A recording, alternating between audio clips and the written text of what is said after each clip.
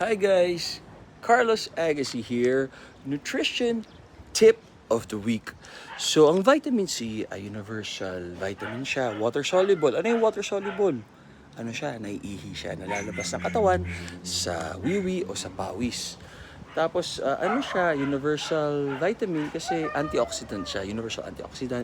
Malaking tulong siyang pampalakas ng ano natin, resistensya, iwas sa sakit, ganyan. Yung glutathione with vitamin C, napakaganda niyan kasi yung virus di makapasok sa cell. So di tayo magkakasakit, tapos nakakaputi na skin, maganda sa skin.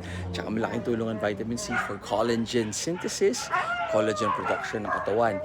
Ang sobra-sobrang vitamin C na nakakuha sa kiwi, calamansi, lemon or kung ano fruits or kung bumili kayo ng vitamin C, natural diuretic. Yung sobra sa katawan na water, iwiwiwi nyo, mawawala yung bloat.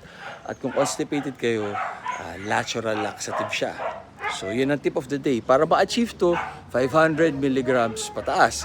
Kung ayaw nyo ma-achieve yan, slow release or 250 milligrams throughout the day every 4 hours. So I hope nakatulong po ako sa inyo.